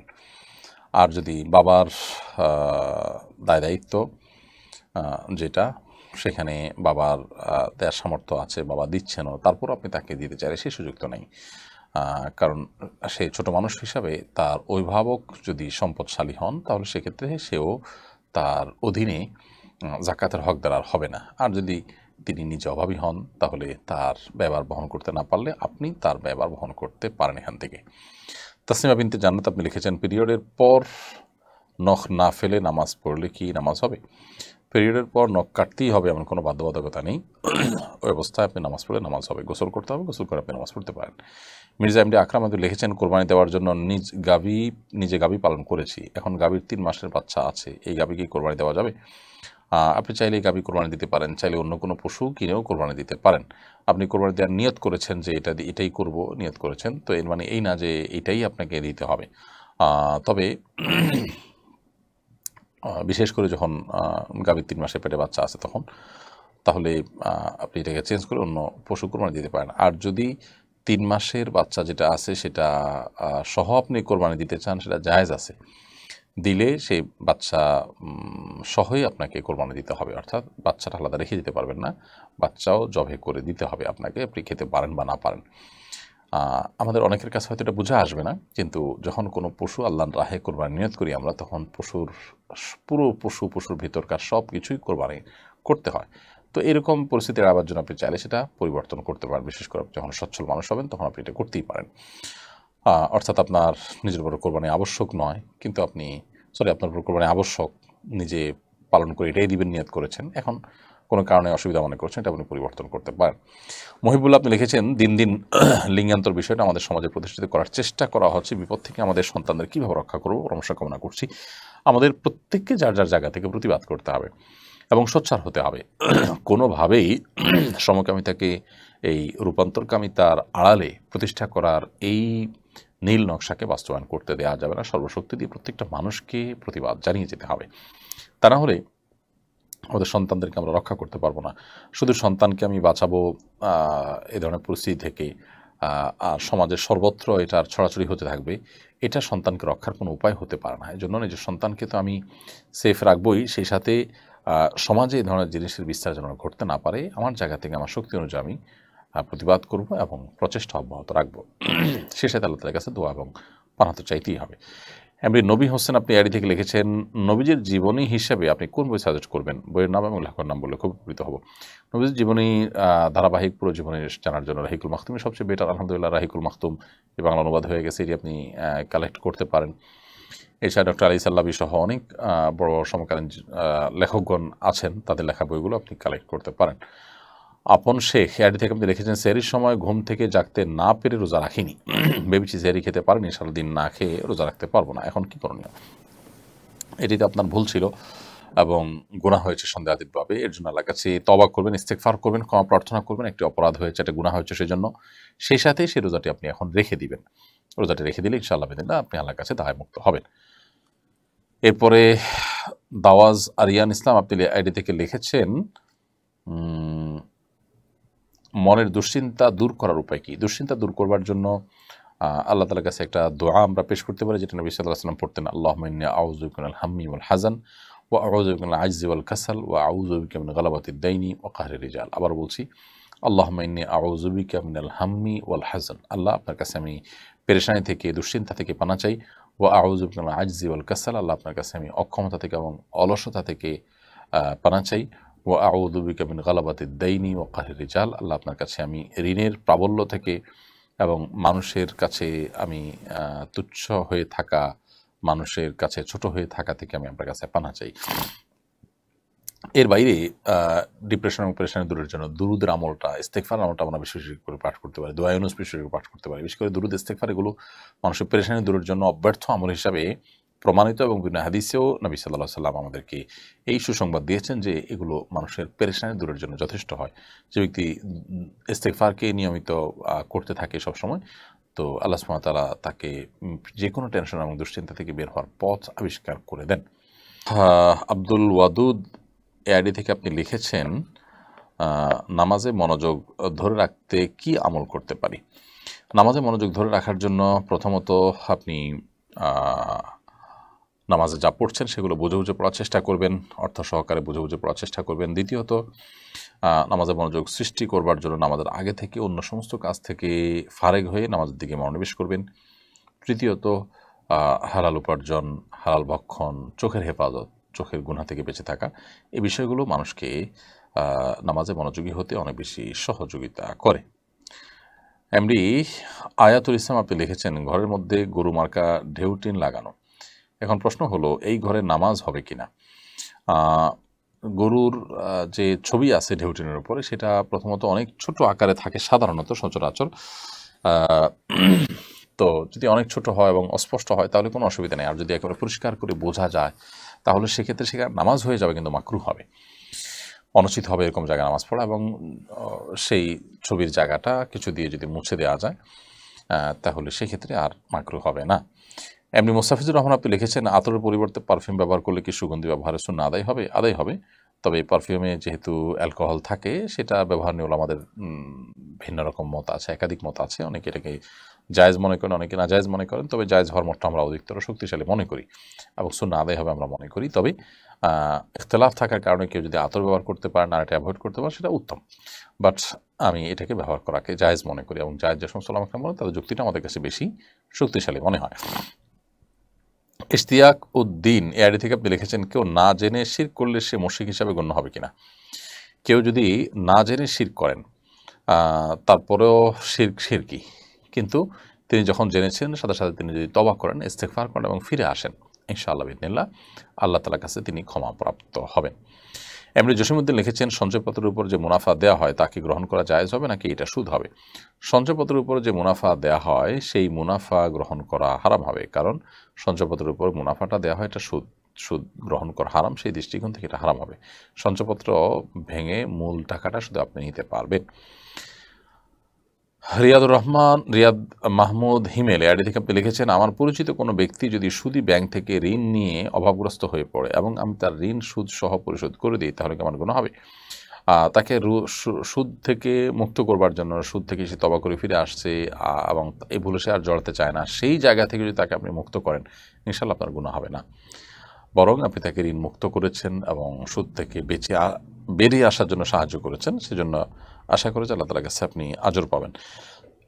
তবে তার যদি এমন হয় যে মাঝপথে আছে, কোনো কিস্তিতে কোনো কিছু নিয়েছেন, এখন ডাউন পেমেন্ট দিয়ে তিনি সুদমুক্ত হয়ে যেতে পারেন, যদি এরকম সুযোগ থাকে সেটা আপনি করবেন। এমনকি যদি সে সুযোগ নাই, তার ঋণের সময় শেষ হয়ে গেছে বা কিস্তি নয়, ঋণ দিয়েছেন মাসে মাসে সুদ জমে অনেক টাকা হয়ে গেছে, এখন সবগুলো তাকে দিতে হবে, যদি তিনি তার ভুল বুঝতে পারেন, সেখান থেকে ফিরে আসার সংকল্প করেন, তাহলে সেক্ষেত্রে ঋণ মুক্ত করবার জন্য আপনি তার এই টাকা পরিশোধ করে দিলে ইনশাআল্লাহ এটি আপনার জন্য জায়েজ হবে, কোনো গুনাহ হবে না।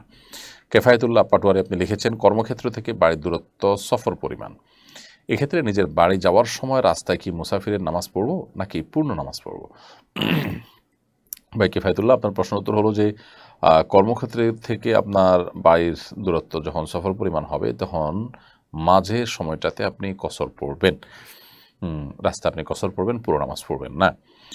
আমাতুল্লাহ শেফা আপনি লিখেছেন আমার ব্যবহার্য স্বর্ণ আছে 6.5 ভরি, সরি 4.6 ভরি, আমার কোনো ক্যাশ নেই, আমি কি জাকাত দিতে পারবো? জাকাত দিতে হবে। যেহেতু কোনো ক্যাশ টাকা নেই, আর যদি রূপাও যদি না থাকে, শুধু স্বর্ণ যদি থাকে, তাহলে 4.6 ভরি থাকলে আপনার উপরে জাকাত আসবে না, 7.5 ভরির আগে জাকাত আসবে না। আর যদি এর সাথে টাকা থাকে তাহলে টাকা এবং এটা দুটা মিলিয়ে যেহেতু রূপার নেশাবটাকে টাচ করে, অতএব সেক্ষেত্রে আপনার জাকাত আসবে, কিন্তু শুধু স্বর্ণ থাকলে জাকাত আসবে না।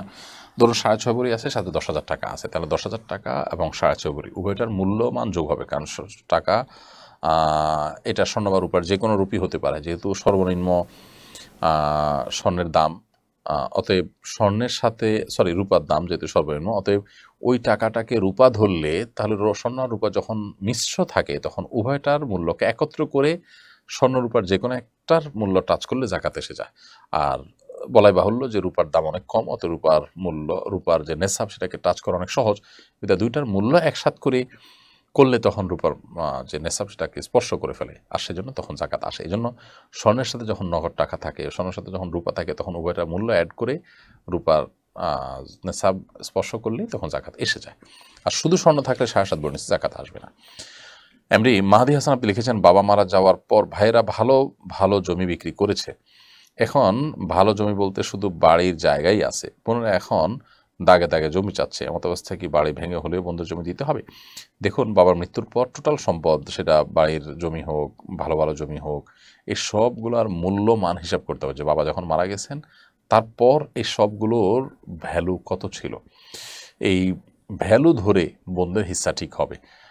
ধরা যাক সবগুলোর ভ্যালু, কোনোটার ভ্যালু 10 লাখ, কোনোটা ভ্যালু 2 লাখ, এসব মিলিয়ে 30 লাখ হয়েছে, তাহলে সেখানে বোনদের যে হক আছে তাদের কত হয়? যদি এমন হয় যে বোন একজন, বোন 2 জন, ভাই 1 জন, তাহলে সেক্ষেত্রে এক ভাই হলে তিনি 20 লাখ পাবেন, বোন 1 জন হলে আপনার বোন ভাই যদি 2 জন হয়, বোন যদি 1 জন হয়, তাহলে সেক্ষেত্রে 5 ভাগ হবে, 5 ভাগের মধ্যে 2 ভাই তারা 2 ভাগ 4 ভাগ পাবেন, বোন 1 ভাগ পাবেন, তাহলে 1 ভাগ হলে সেক্ষেত্রে 6 লাখ হয়, 30 লাখের 1 ভাগ, তাহলে সেটা বোন পাবেন। এই 6 লাখের জমি এখন বাড়িতে হোক, খেতে হোক, নগদ টাকা দিয়ে হোক, তাকে দিতে হবে, জমি দিতে হবে, বাড়ি দিতে হবে, নট নেসেসারি, কিন্তু ওই মূল্য তাকে পরিশোধ করতে হবে। তো এই বিষয়গুলো খুবই গুরুত্বপূর্ণ যে বাবার মৃত্যুর পর ভালো ভালো জমিগুলো নিজেরা বিক্রি করে ফেলে এরপরে ক্ষেতের জমি থেকে শুধু মেপে দেওয়া হচ্ছে যে বাবার টোটাল জমি হয়তো 10 বিঘা, তো বোনের সেখানে যদি পাওনা হয় 3 বিঘা বা 3.3 বিঘা, তখন তাকে ওই ক্ষেত থেকে 3.3 বিঘা দেওয়া হচ্ছে, এটা উচিত হবে না, মূল্য মানটা বিবেচনা করতে হবে। হৃদয় আইডি থেকে আপনি লিখেছেন মাগরিবের জামাতের পরপর কি আসরের কাজা নামাজ আদায় করা যাবে? মাগরিবের জামাতের পরপর আপনি আসরের যদি কাজা নামাজ থেকে থাকে সেটা আদায় করতে পারেন, কিন্তু আসরের কাজা নামাজ এর আদায়ের সময় মাগরিবের আগেই আপনাকে আদায় করা উচিত ছিল, কোনো কারণে আদায় হয় নাই, ভুলে গেছেন, তাহলে মাগরিবের পরে আপনি আদায় করতে পারবেন। রেদওয়ান তালুকদার আপনি লিখেছেন সড়ক দুর্ঘটনার মৃতরা কি শহীদের মর্যাদা পাবে? আশা করা যায় তারা শাহাদাতের মর্যাদা পাবে, কারণ কোনো কিছু নিচে চাপা পড়ে মারা গেলে, দেয়াল চাপা দিয়ে মারা গেলে সেই ব্যক্তি শাহাদাতের মর্যাদা পাবে বলে হাদিসে বর্ণিত হয়েছে। হারুনুর রশিদ হিমেল আপনি লিখেছেন আমাদের চট্টগ্রাম বিশ্ববিদ্যালয়ের লোগোতে কোরআনের একটি আয়াত সংযুক্ত করা আছে, উক্ত লোগো সম্বলিত টি-শার্ট বা জার্সি পরিধান করে ওয়াশরুমে যাওয়ার বিধান কি? যদি বোঝা না যায়, খুবই ছোট থাকে, তাহলে তো যেতে পারেন, কিন্তু একবারে পরিষ্কারভাবে যদি বোঝা যায় তাহলে টয়লেট বা ওয়াশরুমে গেলে ওইটার উপরে কিছু দিয়ে যাওয়া উচিত, কারণ খোলামেলা ওইটাকে নিয়ে যাওয়া টয়লেটে, এটা কোরআনের ওই আয়াতের প্রতি কিছুটা অসম্মান হয়। মামুন আব্দুল আপনি লিখেছেন মসজিদে মুয়াজ্জিনের আজানের কোনো শব্দ বোধগম্য হয় না, মুয়াজ্জিন বয়স্ক হয়ে দাঁত না থাকায় এরকম হয়েছে, এক্ষেত্রে কি আজানের সময় মসজিদের মাইকে সমুদ্র আজান রেকর্ড চালানো যাবে? না, রেকর্ড আজান চালানো যাবে না, প্রয়োজনে অন্য কোনো মুয়াজ্জিন নিয়োগ দিতে হবে। হাবিবা ইয়াসমিন আপনি লিখেছেন মহিলাদের ভাঙতি রোজার সাথে কি 6 রোজার নিয়ত করা যাবে? না, ভাঙতি রোজার সাথে 6 রোজার নিয়ত করা যাবে না, বরং ভাঙতি রোজা আগে রেখে 6 রোজা রাখতে পারলে উত্তম। যদি ভাঙতি রোজা রেখে আবার 6 রোজা রাখাটা টাফ হয়ে যায়, তাহলে আগে 6 রোজা রেখে তারপরে ভাঙতি রোজা রাখবেন। আব্দুর রহমান লিখেছেন সমাজে প্রচলিত আছে যে বাবার মূল বাড়ির ভিটাতে মেয়েরা মিরাজ পায় না, একথাও বলতে শোনা যায়, মায়ের সম্পদে বোনেরা ভাইদের সমান মিরাজ পায়, এসব কথা কি শরীয়তে কোনো ভিত্তি আছে? না, দুইটার একটারও ভিত্তি নেই। মূল বাড়ির ভিটাতে মিরাজ পাবে না, অন্য জায়গায় পাবে, এমন কোনো কথা নেই। টোটাল সম্পদের উপরেই মেয়েদের মালিকানা থাকবে, অংশীদারিত্ব থাকবে। যেহেতু প্রত্যেকটা সম্পদকে আলাদা আলাদা ভাগ করা সম্ভব না, অতএব মূল্যমান বের করে তারপর নিজেরা নেগোসিয়েশন করে মূল্যমানের ভিত্তিতে তাদের হিস্সা তারা বুঝে নেবেন। আর বাবা মারা গেলে যেরকম বাবার সম্পদে মেয়েরা অংশ পান, ঠিক একইভাবে মা মারা গেলে মায়ের সম্পদেও মেয়েরা অংশ পাবেন এবং একই অংশ পাবেন। মা মারা গেলে সেখানে মেয়েরা সমান সমান পাওয়া ছেলেদের মতো, এই কথা সঠিক নয়। সাবরিনা বিধি আপনি লিখেছেন, ইসলামে আত্মীয়তার সম্পর্ক বজায় রাখতে বলা হয়েছে, কিন্তু আত্মীয় অমুসলিম হলে আমার করণীয় কি? আত্মীয় যদি অমুসলিম হয় তাহলে সেক্ষেত্রেও তার প্রতি সদাচরণ করা, তার সাথে সংযুক্ত থাকা, তার খোঁজখবর নেওয়া এবং কানেক্টেড থাকার চেষ্টা করা কর্তব্য, বিশেষ করে তার কল্যাণকামী হওয়া কর্তব্য। নাজবুল হাসান আপনি লিখেছেন, বেয়াদবি নিবেন না, পকেটে সিগারেট রেখে নামাজ আদায় করা যাবে কিনা? নামাজ তো হয়ে যাবে, কিন্তু একটা হারাম জিনিস থেকে বেরিয়ে আসার সংকল্প করা উচিত। তাছাড়া সিগারেটের সাধারণত সিগারেট যদি থাকে তাহলে সেটির আশেপাশে পকেট, জামা কাপড় দুর্গন্ধ হয়ে যায়। দুর্গন্ধ আশেপাশে মানুষের কাছে না ছড়ালেও পকেটে তো দুর্গন্ধ থাকেই, তো সেই জন্য এটা অ্যাভয়েড করা উচিত। আর যদি এই অবস্থা আপনি নামাজ পড়েন, নামাজ আদায় হয়ে যাবে, নামাজ হয়নি এমনটি বলা যাবে না। তবে নামাজের সময় নিজেকে সব ধরনের দুর্গন্ধ থেকে পরিচ্ছন্ন করবার নির্দেশনা রয়েছে হাদিসে। ফারুক হোসেন আপনি লিখেছেন, আমার মৃত বাবা মার সওয়াবের জন্য কি মসজিদ দান করা যাবে? অবশ্যই মৃত ব্যক্তির তরফ থেকে আপনি যে কোনো মসজিদে, মাদ্রাসা, সাদকা জারিয়ামূলক কাজে দান করতে পারেন। তাদের নিয়তে, তাদের তরফ থেকে ইনশাআল্লাহ তাদের আমলনামার সাথে সওয়াব জমা হবে। এমনি মুস্তাফিজুর রহমান লিখেছেন, বিয়ের পর শ্বশুরবাড়ি থেকে ছেলে কিছু নিতে চায় না, কিন্তু ছেলের পরিবার নিতে চায়। ছেলের পরিবারকে বোঝানো যায় না, এখন সে নেওয়া যৌতুকের জন্য কি ছেলে দায়ী থাকবে? অবশ্যই ছেলের দায় থাকবে। তাদেরকে বোঝানো যায় না মানে কি? এক্ষেত্রে হার্ডলাইনে যেতে হবে, এটা কম্প্রোমাইজের জায়গা না, এটা হারাম, আমি নেব না। তাতে যদি মা বাবা বা আত্মীয়স্বজন মনে কষ্ট পাবে, তারা অন্যায়ভাবে মনে কষ্ট পেলে তাদের সেই মনোকষ্টের দায় তাদের উপরে বর্তাবে, ছেলের উপর বর্তাবে না। ছেলে বেয়াদবি করবে না, কিন্তু পরিষ্কারভাবে হারামের বিরুদ্ধে থাকে অবস্থান নিতে হবে, কারণ হারামের ক্ষেত্রে বাবা মার সাথেও কম্প্রোমাইজ করা যাবে না। সো এই জায়গাতে নিজেকে অনড় অবস্থানে থাকতে হবে, ঢিলামি করা যাবে না। বাবা মাকে, পরিবারকে বোঝাতে হবে যে তাদের কাছ থেকে যৌতুক আমাদের জন্য হালাল নয়। এরপরও যদি এমন হয় যে ছেলের বাবা মেয়ের বাবার সাথে নেগোসিয়েশন করে নিয়ে নেয়, ছেলের এখানে কোনো কথা কেউ না শুনে, তাহলে তো তার দায় এখানে থাকবে না। তানজিল আক্তার আপনি লিখেছেন, পূর্ণ পর্দায় থেকে কি স্বামীকে ব্যবসার কাজে সাহায্য করা যাবে? অবশ্যই করা যাবে। আপনি পর্দার বিধান যদি লঙ্ঘন না করে স্বামীকে ব্যবসার কাজে সহযোগিতা করতে চান, অফিসিয়াল কাজে সহায়তা করতে চান এবং করতে পারেন, সেটা আপনার জন্য অবশ্যই জায়েজ আছে। আপনি পর্দার বিধানটা মানছেন কিনা এবং কোনো প্রকার ফিতনা থেকে বেঁচে থাকতে পারছেন কিনা, সেটা হলো মূল বিষয়। জান্নাত জুই এর থেকে আপনি লিখেছেন, জাদুর মাধ্যমে কি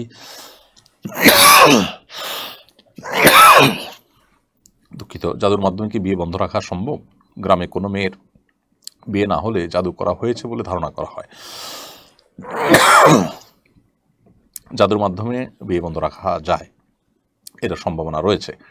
সো কোনো মেয়ের যদি কোনোভাবে বিয়ে না হয়, কোনো ছেলের যদি কোনোভাবে বিয়ে না হয়, বারবার আসে ফিরে যায়, ভেঙে যায়, কোনো ব্যাখ্যা খুঁজে পাওয়া না যায়, কোনো ক্লজ খুঁজে পাওয়া না যায়, তাহলে সেক্ষেত্রে এটি আপনার ইয়ের কারণে, কোনো ব্ল্যাক ম্যাজিকের কারণে হতে পারে, সেই আশঙ্কা উড়িয়ে দেওয়া যায় না।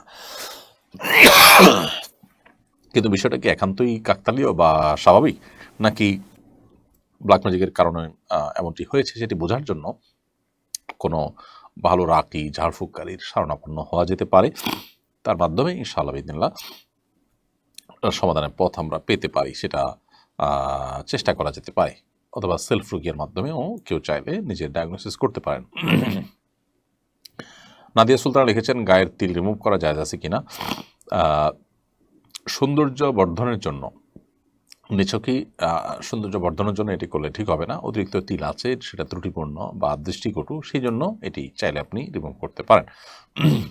আজকাল তিল কোথাও কোথাও যেখানে তিল হলে দেখতে সুন্দর লাগবে সেখানে তিল স্থাপন করা হয়, সেগুলো জায়েজ নাই, কারণ আল্লাহ সৃষ্টিতে পরিবর্তন করা পরিষ্কারভাবে হারাম। কোরআনে কারিমে আল্লাহ তাআলা বলেছেন, লা তাবদীলা লিখালকিল্লাহ, আল্লাহ সৃষ্টিতে পরিবর্তন করা চলবে না বা পরিবর্তন করা যায় না। নবী করিম সাল্লাল্লাহু আলাইহি ওয়াসাল্লাম হাদিসে পরিষ্কারভাবে নিষেধ আছে। রাকিম আলী আপনি লিখেছেন, আমাদের ইন্ডিয়ায় আপনার মাহফিল এলে খুশি হব। ধন্যবাদ ভাই, জাযাকুমুল্লাহ খাইর। দেশেই আমরা মাহফিল থেকে সরে আসছি, সংকুচিত করে ফেলেছি, সেখানে দেশের বাইরে তো মাহফিল করা আপাতত কোনো চিন্তা আমরা করছি না। মেহরুন মিম আপনি লিখেছেন, আমি আমার একটা বিড়াল মেরেছি, এখন আমার কি করা উচিত? কোনো কারণ ছাড়া একটা প্রাণীকে যদি আপনি হত্যা করেন, বেশি করে কষ্ট দিয়ে হত্যা করে থাকেন, তাহলে সেটা তো অনেক বড় অপরাধ। এই জন্য আল্লাহ তাআলার কাছে আপনি কায়মনো বাক্যে মাফ চাইতে থাকতে হবে, ইস্তেগফার করতে হবে, চোখের পানি ফেলে লজ্জিত অনুতপ্ত হয়ে তওবা করতে হবে। আশা করে যারা তারা আপনাকে ক্ষমা করবেন, যদি সেভাবে তওবা করতে পারেন। তাসনিমা খাতুন লিখেছেন, টিকটিকি, ইঁদুর বা এই ধরনের পোকামাকড়ের মল কি নাপাক? কাপড় লাগলে নামাজ হবে কি? টিকটিকি, ইঁদুর বা এই ধরনের পোকামাকড়ের মল অবশ্যই নাপাক, কিন্তু পরিমাণ যদি অনেক অল্প হয় এবং শুকনা থাকে তাহলে লাগলে কাপড় নাপাক হবে না। কিন্তু যদি পরিমাণ বেশি হয় কিংবা শুকনা না থাকে, তরল হয় এবং তার আলামত কাপড় লেগে যায়, তাহলে অবশ্যই সেটা জায়গা পরিষ্কার করতে হবে, কাপড়ের অংশ ধুয়ে ফেলতে হবে। শিবলি সাদিক লিখেছেন, হজের এহরামের কাপড়কেই বাবা কাফনের কাপড় হিসেবে ব্যবহার করতে নির্দেশ করেছেন, এটা কি করা যাবে? হ্যাঁ, করতে পারেন, কোনো অসুবিধা নেই। এমনি মিজান লিখেছেন, বিয়ের অনুষ্ঠানে করেন আত্মীয় স্বজনরা জোরপূর্বক 70,000 টাকা দেনমোহর কাবিন নামায় সই করিয়েছে, কিন্তু আমার 30,000 টাকার উপরে দেনমোহর দেওয়ার সামর্থ্য নেই, এখন আমার করণীয় কি? আপনি যদি তখন স্বাক্ষর করে থাকেন, সম্মত হয়ে থাকেন, তাহলে আপনাকে সেটাই পরিশোধ করতে হবে। এ সমস্ত ক্ষেত্রে মানুষের অনড় অবস্থান থাকা উচিত। আপনার এক্ষেত্রে কোনো প্রকার ছাড় দেওয়া উচিত হয়নি, যেহেতু আপনি সম্মত হয়ে গেছেন, এখন আপনাকে সেটি আদায় করতে হবে। এবং যদি আপনি আপনার স্ত্রীর সাথে আলাপ আলোচনা করে কমিয়ে নিতে পারেন, তিনি যদি আপনাকে ছাড় দেন কিছু, তাহলে সেটা আপনার জন্য জায়েজ হবে। আল্লাহ সুবহানাহু ওয়া তাআলা বলেছেন, ফাইন তিবনা লাকুম শাইআম মিনহু ফাকুলুহু হানিআম মারিয়া, যদি স্ত্রী মোহর থেকে কিছু তোমাকে ছাড় দিয়ে দেয়, তাহলে সেটা তুমি খেতে পারো, অর্থাৎ তোমার জন্য জায়েজ হবে, তো সেটা আপনি করতে পারেন। এমনি বিলাল হোসেন আপনি লিখেছেন, আমরা যারা মার্কেটিংয়ে চাকরি করি, সপ্তাহে 2-3 দিন বাইরে থাকা লাগে, সেক্ষেত্রে কসর নামাজ পড়বো কি না? হ্যাঁ, অবশ্যই। আপনি যখন সফরের দূরত্বে থাকবেন কাজের জন্য, তখন আপনি পথে সফরের নামাজ পড়বেন। আর যেখানে যাচ্ছেন সেখানেও আপনার যাচ্ছেন, কাজ সেরে আবার চলে আসছেন, ওটা আপনার থাকার কোনো জায়গা নয়, তাহলে সেক্ষেত্রে সেখানেও আপনি কসর নামাজ পড়বেন। এবং বছর জুড়ে যদি এরকম আপনার মার্কেটিংয়ের কাজে বাইরে যেতে হয়, তো বছর জুড়ে আপনার জন্য কসর নামাজ প্রযোজ্য হবে, যতদিন আপনি সফরের দূরত্বে থাকবেন বা সফরে থাকবেন। শরীফুল ইসলাম রিয়াজ লিখেছেন, আমার ছেলে বাবুর নাম আহমদ নাফে রাখতে চাই, নাফে নাম রাখা যাবে কিনা? যে রাখতে পারেন, নাফে মানে উপকারী, কোনো অসুবিধা নেই। দিনের পথে আসেন এই আইডি থেকে আপনি লিখেছেন, স্বামীর জন্য কি টিপ পরা যাবে? স্বামী যদি চান, তার কাছে ভালো লাগে, জাস্ট সৌন্দর্যের জন্য, আপনার রূপচর্চার অংশ হিসেবে আপনি সেটা করতে পারেন। জুবাইদা মাহবুব আপনি লিখেছেন, প্রেম করে বিয়ে করা যাবে কিনা? বিয়ের আগে সম্পর্ক করা পরিষ্কারভাবে হারাম। বিয়ের আগে ছেলে মেয়ে নিজেদের মধ্যে যে কোনো রিলেশন করবে, সম্পর্ক, সেটা পরিষ্কার হারাম। বিয়ের পর প্রেম করবেন, বিয়ের আগের প্রেম শরিয়া দৃষ্টিকোণ থেকে অবৈধ এবং হারাম। এটা মানুষকে বিয়ের টেন্ডেন্সি থেকে দূরে সরিয়ে দেয় এবং দাম্পত্য জীবনে অশান্তির পথে মানুষকে নিয়ে যায়। এখনকার বেশিরভাগ বিয়েই প্রেমের বিয়ে হচ্ছে এবং বেশিরভাগ বিয়ে কিন্তু ভেঙে যাচ্ছে, অশান্তিতে থাকছে দম্পতি, আমরা দেখতে পাচ্ছি। অর্থাৎ হারামে যে আরাম নেই, সেটার পরিষ্কার নিদর্শন আমরা দেখতে পাচ্ছি। পশ্চিমা দুনিয়াতে, অমুসলিম প্রধান দেশগুলোতে আপনি দেখবেন যে সেখানে বিবাহ বহির্ভূত সম্পর্ক, এটাকে অ্যাপ্রিসিয়েট করা হয়, সেখানে কিন্তু দাম্পত্য সম্পর্কগুলো ভয়াবহ অবস্থা এবং ঠুনকো। তো যার কারণে বিবাহের আগে আসলে কোনো প্রকার সম্পর্ক করা যাবে না। জানাশোনা নিজেদের মধ্যে আপনার এর জন্য যতটুকু প্রয়োজন ততটুকু তথ্য আদান প্রদান করা যেতে পারে। রুলি রৌশম এডি থেকে আপনি লিখেছেন, আমার স্বর্ণের জাকাত যা আসে আমি এক্সাক্ট হিসাব করে জাকাত দেই না, কারণ সারা বছর এবং জাকাত বাবদ জাকাতের চেয়ে অনেক বেশি টাকা আমরা দান করি, এতে কি আমার গুনাহ হবে? জাকাতের চেয়ে বেশি টাকাও যদি আপনি দান করেন, কিন্তু জাকাত নিয়ত করে না দেন, হিসাব করে জাকাত থেকে না দেন, তাহলে সেটা আপনার জাকাতের জন্য যথেষ্ট হবে না। বরং আপনার জাকাত হিসেব করে এক্সাক্ট ধরুন আপনার জাকাত আসে 20,000, আপনি সেই 20,000 টাকা হিসেব করে দিবেন, এরপর অতিরিক্ত দিলে সেটা আপনার নফল হবে। কিন্তু আপনি জাকাতে কোনো হিসাব না করে গড়ে দিচ্ছেন এবং দেওয়ার সময় কোনো জাকাতের নিয়ত করে দিচ্ছেন না, হিসাব করে দিচ্ছেন না, তাহলে সেক্ষেত্রে সেটা আপনার জাকাত আদায়ের জন্য যথেষ্ট হবে না। জাকিয়া সুলতানার সাথে আপনি লিখেছেন, কোনো রুমে সালাত আদায়ের সময় পাশে অন্য কেউ অল্প শব্দে কিংবা হেডফোন ইউজ করে ফোনের ভিডিও দেখলে নামাজ হবে কিনা? কোনো রুমে সালাত আদায়ের সময় পাশে অন্য কেউ যদি হেডফোন ইত্যাদির মাধ্যমে কোনো ভিডিও দেখে, আপনার নামাজে মনোযোগ নষ্ট হবে। নামাজ হয়ে যাবে, কিন্তু নামাজে যেহেতু মনোযোগ নষ্ট হবে, সেজন্য যথাসম্ভব এই ধরনের পরিস্থিতিতে আপনার যেন পড়তে না হয়, যিনি আওয়াজ করছেন বিনয়ের সাথে তাকে বলা উচিত এবং নিরিবিলি কোনো জায়গায় নামাজ পড়া দরকার। হাসিব রানা আপনি লিখেছেন, আদালতে মিথ্যা সাক্ষ্য দিলে কী ধরনের শাস্তির বিধান রয়েছে? মিথ্যা সাক্ষ্য দেওয়া কবিরা গুনাহ। কারণ বারবার শাহাদাতু জুর হিসাবে এটাকে আখ্যায়িত করেছে। মিথ্যা সাক্ষ্য দেওয়াটাকে জঘন্য অপরাধ, জাহান্নামে যাওয়ার মতো শাস্তি উল্লেখ করা হয়েছে, অর্থাৎ এটি মহাপাপ এবং কবিরা গুনাহ। তো এটি বান্দার হক নষ্ট হয়, আবার মিথ্যা কথা বলা হয়, মানুষের ক্ষতি করা হয়, অনেকগুলো অপরাধ এখানে জড়িয়ে আছে, যার কারণে সবচেয়ে বড় কবিরা গুনাহগুলোর মধ্য থেকে এটি। সো মিথ্যা সাক্ষ্য দেওয়ার এই অপরাধ থেকে মানুষকে বেরিয়ে আসতে হবে। আজকাল মিথ্যা মামলা দেওয়া, মিথ্যা সাক্ষ্য দেওয়া, এগুলো ডাল ভাতে পরিণত হয়েছে। আমরা অনেকে আছি যে নিজেদেরকে মুসলমান দাবি করি, অনেক সময় নামাজও পড়ি, কিন্তু এগুলো আমাদের করতে আমাদের একটু বিবেকে বাধে না, আল্লাহর আরশকে পেয়ে যাওয়ার মতো বিষয়, অথচ এগুলো আমরা অনেক অবলীলায় করে যাচ্ছি। আল্লাহ তাআলা আমাদেরকে হেদায়েত দান করুন। এমনি পারভেজ পাঠান বাবু লিখেছেন, আমার মেয়ের নাম উম্মে হাবিবা রেখেছি। অনেকে বলে এই নামের অর্থ ভালো না, এখন আমি কী করবো? উম্মে হাবিবা মানে হাবিবার মা। আসলে এটা কোনো বাচ্চার নাম হিসাবে উপযুক্ত না, কিন্তু নামের অর্থ ভালো না এমন নয়, খারাপের কিছু নেই এখানে। উম্মে হাবিবা আপনি রাখতে পারেন, তবে শুধু হাবিবা এটা রাখলেও হবে। হাবিবা মানে প্রিয়া, যাকে পছন্দ হয়, যাকে ভালোবাসে, যাকে ভালো লাগে। এটার হাবিবার শব্দের অর্থ সবসময় আপনার যে তথাকথিত প্রেমিকা বা ওই রকম নেগেটিভ অর্থে, হারাম অর্থে যে ব্যবহার হয় সেটা হওয়া জরুরি না। আপনার ছেলে মেয়ের মধ্যে মেয়ে আপনার কাছে প্রিয়, আপনার ভালোবাসার পাত্র, সে অর্থে হাবিবা হতে পারে, এটা ব্যাপক অর্থবোধক। অতএব শুধু হাবিবার নাম রাখতে পারেন। আর উম্মে হাবিবা রাখলে হাবিবার মা অর্থ হবে, সেটা আসলে খাটে না, কারণ বাচ্চা মানুষ তার তো বাচ্চাই হয় না, সে হাবিবার মা করতে হতে যাবে। এই অর্থে আপনি শুধু হাবিবা রাখতে পারেন, বা অন্য কোনো নামও রাখতে পারেন। বাকি এটাকে মানে খারাপ নাম, নামের অর্থ ভালো না এমনটি মনে করার কোনো কারণ নেই। প্রিয় দর্শক, দেখতে দেখতে আমরা অনুষ্ঠানের একেবারেই শেষ প্রান্তে চলে এসেছি। আজকে অনেকগুলো প্রশ্ন উত্তর দেওয়ার তৌফিক হয়েছে। ইন আসাবতু ফামিনাল্লাহ, যদি সঠিক কিছু বলে থাকি আল্লাহর তরফ থেকে, ওয়া ইন আখতাতু ফামিন্নী মিনাশ শাইতান, যদি ভুল কিছু বলে থাকি তাহলে আমার এবং শয়তানের তরফ থেকে। আল্লাহ তাআলা আমাদের সকলকে কোরআন হাদিসের অনুসরণ করা, বুঝে বুঝে আমল করা, মেনে চলার তৌফিক দান করুন। আজ পর্যন্ত, ইনশাআল্লাহ বিদিনে দেখা হবে পরবর্তী সপ্তাহে একই সময়। আল্লাহ তাআলা আমাদেরকে সকলকে সে পর্যন্ত সুস্থ রাখুন, ভালো রাখুন, নিরাপদে রাখুন। জাযাকুমুল্লাহু খাইরান। আসসালামু আলাইকুম ওয়া রাহমাতুল্লাহি ওয়া বারাকাতুহু। আসুন্নাহ ফাউন্ডেশন।